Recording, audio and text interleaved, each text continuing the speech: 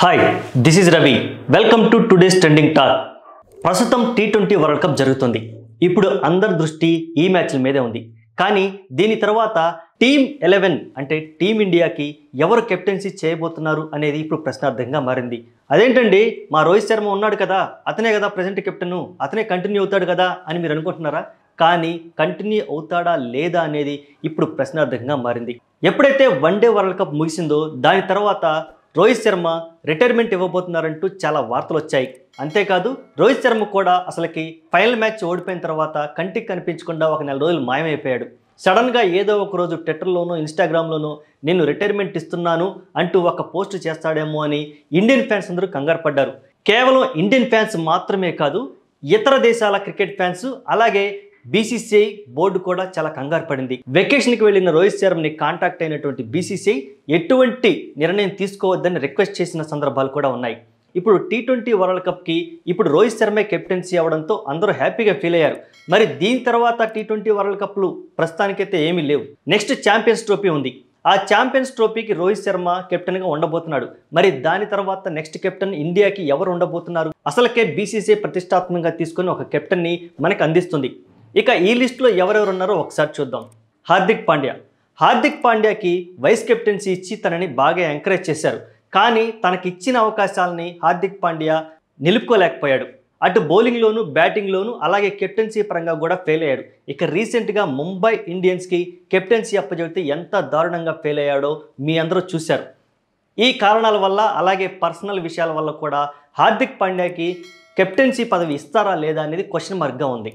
ఇక కేఎల్ రాహుల్ ఉన్నాడు, అతను కూడా సీనియరు, మిస్టర్ కూల్ అనే టాక్ కూడా ఉంది. మరి ద్రవిడ్ శిష్యుడు కదా, అందుకని ఇతనికి కూడా టీమిండియా పగ్గాలు చేతికిచ్చే అవకాశాలు ఉన్నాయనుకున్నారు. కానీ కేఎల్ రాహుల్ కూడా పూర్ పర్ఫార్మెన్స్ తోటి తేలిపోతున్నాడు. అతని నిలకడలేని ఆట తీరుతో అతను వెనకబడిపోయాడు. అంతేకాదు అతనిలో ఉన్న నాయకత్వ లక్షణాలని ఎలివేట్ చేయలేకపోయాడు.